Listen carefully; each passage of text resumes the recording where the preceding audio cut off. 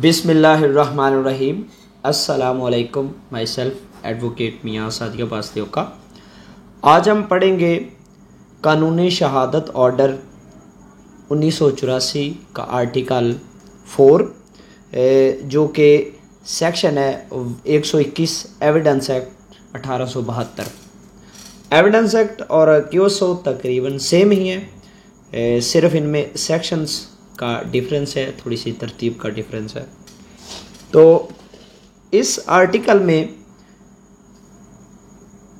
Privilege communications की बात की गई है कि वो कौन कौन से अशख़ास हैं बिल तरतीब बिलखसूस। इस आर्टिकल में सिर्फ जजेस और मजिस्ट्रेट्स साहिबान की बात की गई है कि जो जज और मजिस्ट्रेट साहिबान की गवाही है, किन हालात में जो जज है वो बतौर गवाह तलब किया जा सकता है और कौन से हालात में जो जज है मजिस्ट्रेट है वो बतौर गवाह तलब नहीं किया जा सकता, किन केसेस में जो जज वो बतौर गवाह तलब किया जा सकता है और कौन से ऐसे केसेस हैं या कौन से ऐसी वजूहात है जिनकी बिना पर जज को बतौर गवाह तलब भी नहीं किया जा सकता और उसे मजबूर भी नहीं किया जा सकता कि वो किसी क्वेश्चन का आंसर दे या वो एक शहादत दे। ठीक है, तो सबसे पहले मेरे चैनल को सब्सक्राइब कर लें, वीडियो को लाइक करें और शेयर करें। अब आते हैं आर्टिकल 4 की जानिब से। ये मेरे पास बुक है, इसको मैं साथ साथ रीड आउट करूँगा आपके साथ। जजेस एंड मैजिस्ट्रेट्स, नो जज और मैजिस्ट्रेट शेल, यहाँ पर शेल का वर्ड है। शेल कहते हैं कि जहाँ पर वो चीज़ मैंडेटरी होगी, वो चीज़ ज़रूरी होगी। ठीक है, शेल का ये मानी होता है।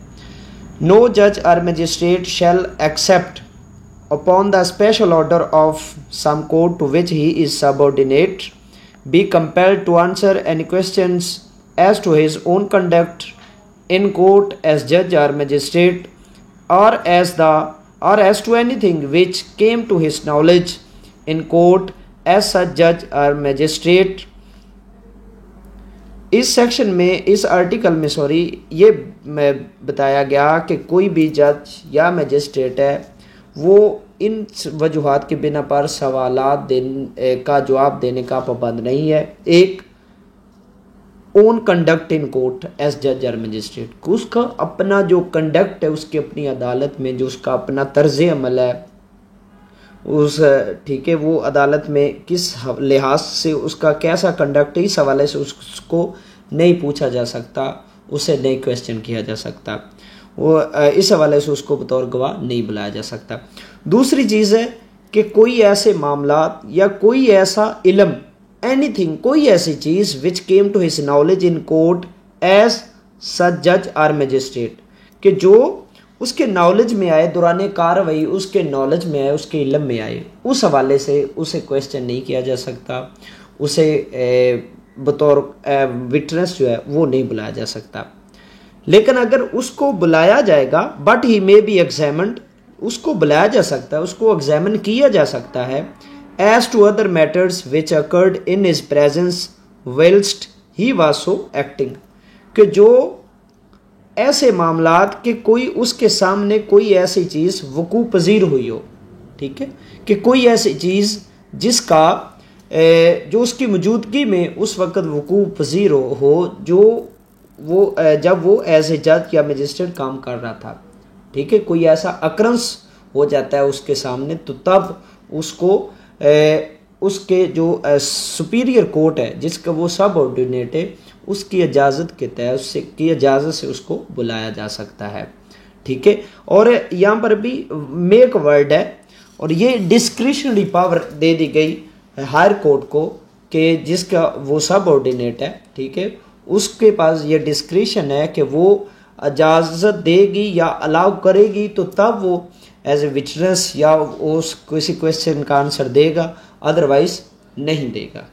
इसमें 3 एग्जाम्पल्स हैं, इलस्ट्रेशंस हैं, वो मैं आपके साथ शेयर करता हूँ।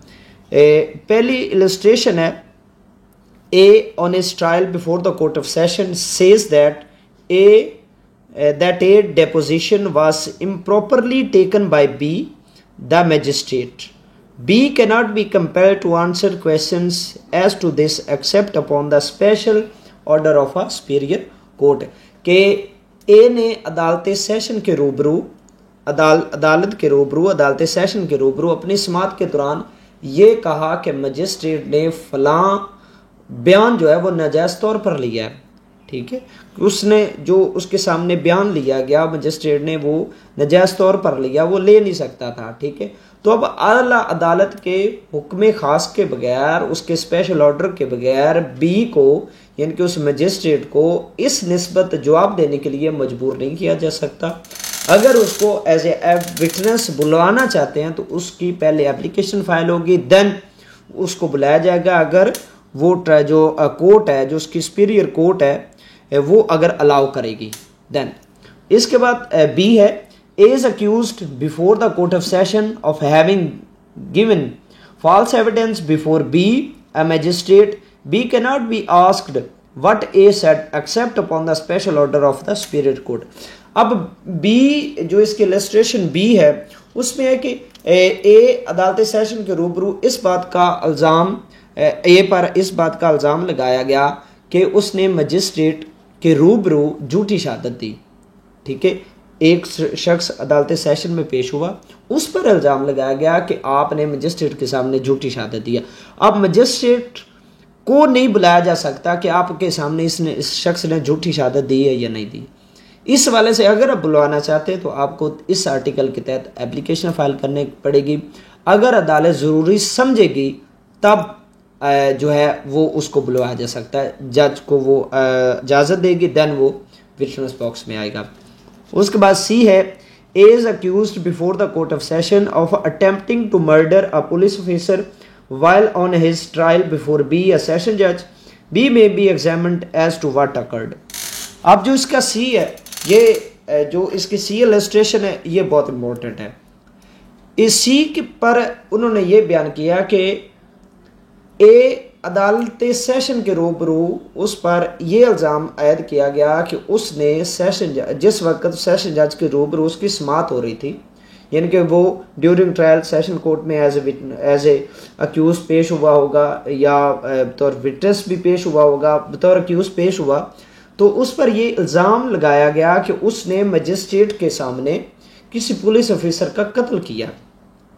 अब चूंकि एक चीज़ अकर हुई है, न्यू मैटर अकर हुआ है, ठीक है, उसकी आप वर्डिंग चेक करेंगे ना आर्टिकल 4 की, तो वहाँ पर है but he may be examined as to other matters which occurred in his presence, जो उसकी मौजूदगी में अकर हों, जो उसकी मौजूदगी में कोई ऐसा वकूफ़ पज़ीर हो चीज़ें, ठीक है, कोई नए फैक्ट्स आ जाएं।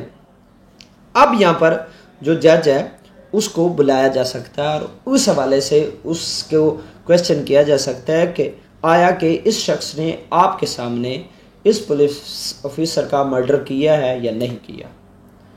अब बुलाया जा सकता है, लेकिन वो भी with order of superior court, ठीक है, special order of some court to which he is subordinate, जिसके वो सबऑर्डिनेट है।